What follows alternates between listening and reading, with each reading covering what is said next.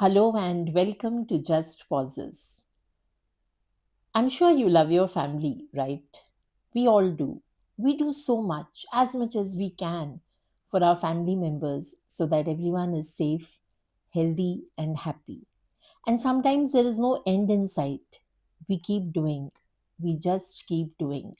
Like the lakhs of our Indian women who arrive in the Gulf at a young age to work as domestic helpers and who keep slogging almost their entire lifetime working at our homes in the Gulf. Nobody thinks much about them. But today, let's take a pause and see what is the scene like for them. How do their lives unfold? Scene 1. The alarm goes off. Once, twice, thrice. 19-year-old Lakshmi wakes up with a start and looks up at the wall clock. It is 4:30 a.m. She gets up and rushes towards the bathroom before the 10 others in the room scramble towards the same door. She briskly gets ready, gulps down a cup of tea, and steps out. She opens her umbrella while it is still 5:45 a.m. Her steps are fast and furious. It is a 20-minute walk to the first house where she works, and the heat is scorching. She is happy, despite the heat, the parched throat, and the sweat trickling down. She clutches at her purse tightly. I will try to finish early today at the Delhi madam's house and then go to the market, Lakshmi murmurs to herself. She is excited. After 1 year in Kuwait and working as a domestic help in 6 different houses, she has saved a little and paid for space in a cargo container. She is going to send lots of goods for her family: clothes, milk powder, toys for her 2 kids, lots of other eatables, one iron, one mixer grinder, and so on. Scene 2. The alarm goes off at 4:30 a.m. and is promptly turned off. 47-year-old Lakshmi is already wide awake. She closes her eyes and tries to feel restful, but her brain is brimming with worrying thoughts. She gets up with a painful groan. Her knees are numb and aching. She slowly takes her steps towards the bathroom. All her movements are slow. By the time she steps out, she knows she is late by 5 minutes. Her steps are heavy and hesitant. The heat is unbearable. She puts on her earphones and calls her son. Every day she speaks to her son for the entire duration of her walk. At night, when she reaches home by 8 p.m., she takes her food and then she calls her daughter. She listens to her problems for about an hour, and thereafter Lakshmi is unable to sleep, sometimes not even for an hour.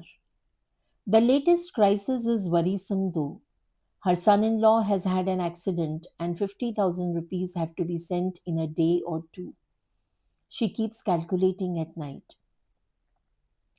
I will have to postpone sending a new mobile to my son. He won't be happy when I tell him tomorrow. Scene 3. 55-year-old Lakshmi gets up in the middle of the night. Without switching on the light, she tiptoes carefully from between the dozen others who are sleeping in the same room. She goes to the kitchen and pops a painkiller. She leaves home earlier than usual today. She has taken up work in 2 more houses.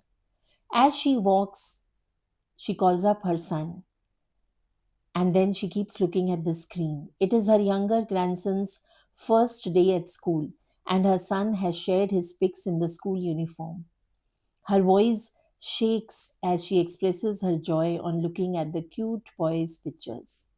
Her son reminds her, Amma, I told you yesterday also. The elder one is asking for a tab, or he says he won't go to school. Lakshmi mumbles vaguely and disconnects the call, even as a floodgate of memories fling open and she recalls. Just a week after my son had turned 4 and was enrolled in a school, I had left home to work as a domestic help in Kuwait. I have missed all the schooling of both my children. Not once did I go to drop them to school or fetch them. Tears and beads of sweat are mingling and falling on Lakshmi's wrinkled cheeks at the same time. Since that first journey to Kuwait 37 years ago, Lakshmi has gone home Only about 7 to 8 times.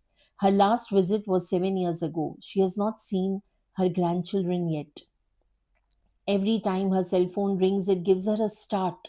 Her heart skips a beat, wondering if it is another crisis or if someone wants something more. The daily video calls make her feel that she is still a part of their lives, and the same video calls increase her pain and longing as she yearns to be there, to be actually there in their lives as they celebrate birthdays and festivals. During the day, she does not have a moment to think. However, in the stillness of the night, she often wonders if her elusive and distant husband ever remembers her or wants her to return. Every night, several thoughts keep her awake. I have not seen my grandchildren yet.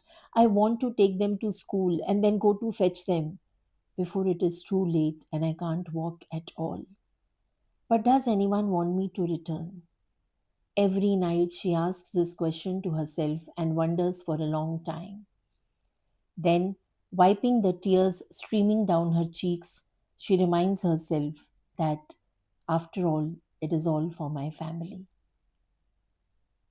Thank you.